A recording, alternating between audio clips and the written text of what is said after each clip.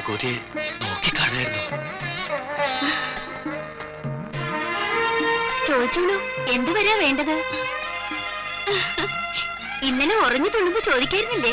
ആ രൗദ്രഭാവം കണ്ടപ്പോ പേടിച്ചു പോയി. സമയാവട്ടെ, വരം ചോദിച്ചു വാങ്ങും ഞാൻ.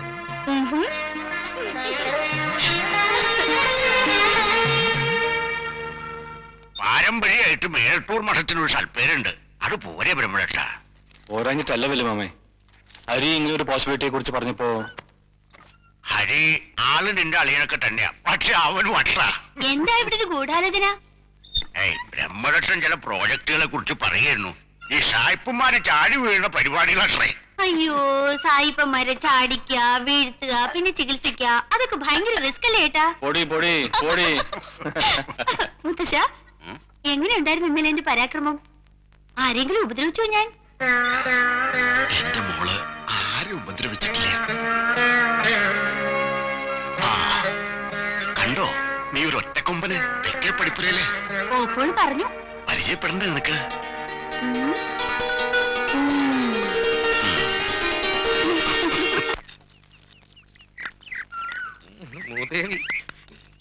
പയ്യൊന്ന് മാറുക.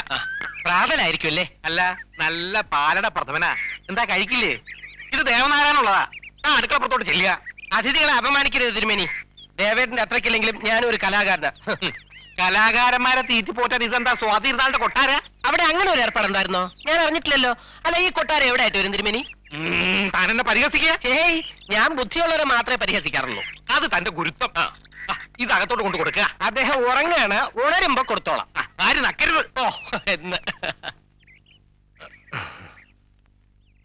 നല്ല ഉറക്കാണല്ലോ. വിളിച്ചാലോ? വേണ്ട, വിശപ്പുണ്ടെങ്കിൽ ഇങ്ങനെ കിടന്നുറങ്ങില്ല.